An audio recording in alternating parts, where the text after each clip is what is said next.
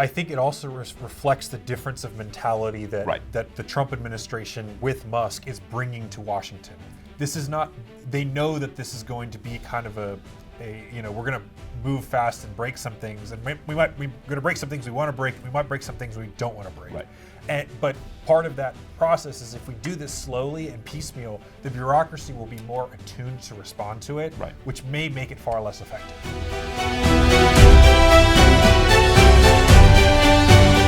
Hello, welcome to Restoring America, a project of the Washington Examiner. I'm Tom Rogan. I'm joined here by Restoring America's primary editor, Jeremiah Poff.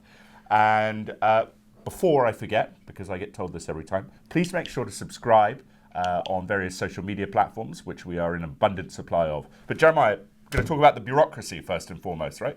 Yes. Well, it seems like the draining the swamp that was promised on the campaign has really kind of hit Washington like a tidal wave, and in the person of Elon Musk is now demanding that every single federal worker tell the Office of Personnel Management, where Musk and Doge have kind of set up shop, that they got to say in 5 bullet points what they did all of last week, which is Musk has basically taken his playbook from when he took over Twitter and imposed it now on the federal government with President Trump's blessing, which is really a complete change of way of thinking for Washington, because Silicon Valley and Washington are two completely different places in how they function. One is speed and visibility, responsive to customers, and then Washington is the bureaucracy where everything slows down. So, we'll see what happens. But even with this, like, what's your thought on it? Well, I think that there's there's going to be a lot of resistance to this already, and we're already seeing that. Kash Patel at the FBI has said, "Don't respond to this email. We're not ready to respond to this yet." I think that there's going to be some fighting, and one of the things that the bureaucracy hates is speed. Yeah. Right. So if you impose on them, say, I want 5 points telling me what you did last week. They have to respond to that immediately, and then there could be a swift response to that email. So what you're seeing is an institution that operates at a molasses speed, being forced into jet fuel.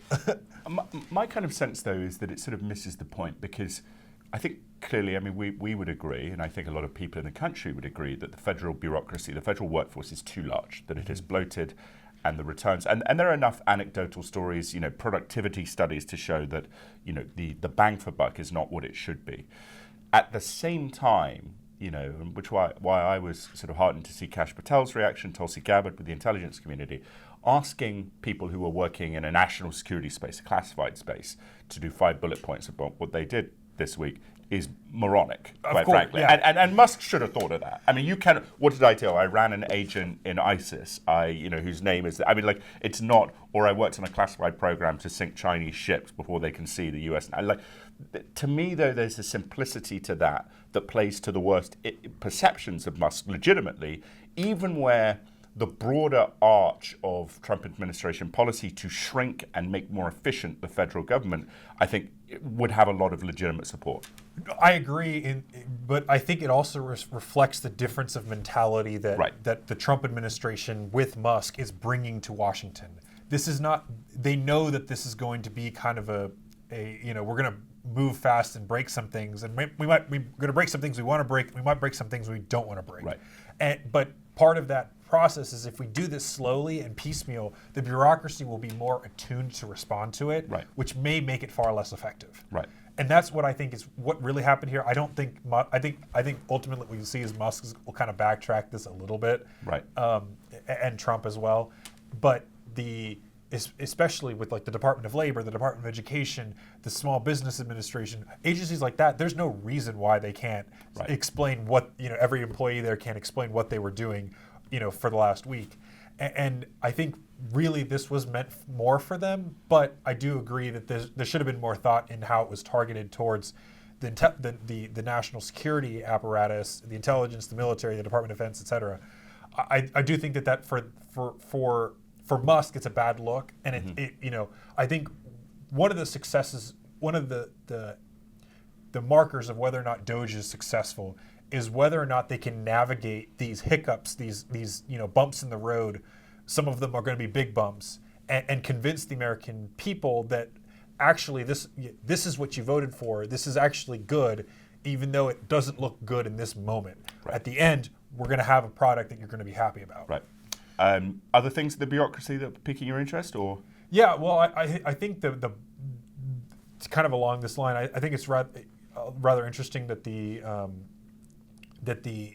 buyout is, now that that's over, that you're seeing some mass layoffs, and again, this is another hiccup in the road that Doge is running into, is that they're laying off people that they were like, oh, wait a minute, we shouldn't have laid them off. Right. And again, I think this kind of goes to show that the Doge really is, again, moving fast and breaking things, and they're going to break things that they don't want to break, but they have to put them back together. And I think we're 6 weeks into the Trump administration, 6 weeks into the Trump administration, right?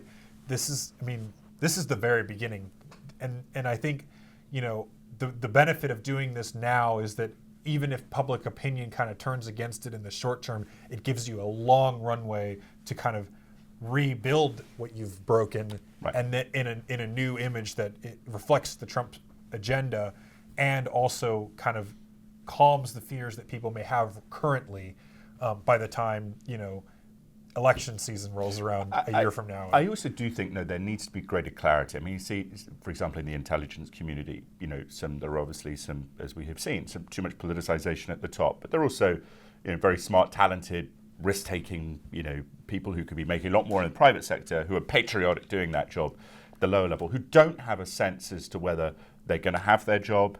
And when they reach out to headquarters or to senior leadership, they don't know, because frankly, it's up to Elon Musk. So in a sense, there might be a benefit, kind of ironically, that some of these people, or there's the criticism that's moving too fast. In a sense, I think some people would say, actually, in terms of decision, who's going to stay, who's going to be fired, let's move even faster so we have clarity. Mm-hmm. I think one of the things you kind of touched on there is the difference between a federal worker and a federal employee, right? Right. A federal employee gets paid by the government but might not actually be doing work, but a federal worker, kind of in a tongue-in-cheek way, is the one who's actually doing the job that they've been hired to do.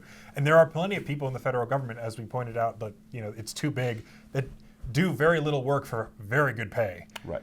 And that's that's something that a lot of people have been upset about for a long time, and that sometimes, again, to make an omelet, you got to break a few eggs. And I think to your point, just to conclude on this, perhaps before we go to another topic, is that even if you are having these buyouts and some redundancies, the opportunity that you have that doing this early on is that if you're capping essentially new hires, with natural attrition of people aging out of the workforce, you can quite effectively shrink government. Right, and the other part of it is that you're also, by taking this hostile approach to the federal workforce, as the Trump administration has done, they've gone in effectively labeling every worker as an enemy and saying, okay, prove to me you're not. Right.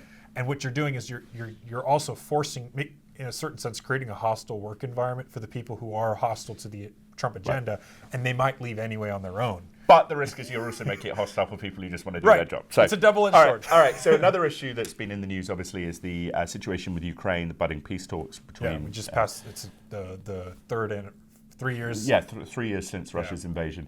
Well, thank you, Tom. Yep, it was great. It was a great conversation as always. If you liked today's episode, please subscribe and like the episode on YouTube if that's where you're watching. Otherwise, please visit washingtonexaminer.com for all of our great reporting. And until next time, I'm Jeremiah Poff with Tom. I'm Tom Rogan. And and also the commentary. We mustn't forget our wonderful commentary as well as the reporting, which is equally wonderful. Thank you very much.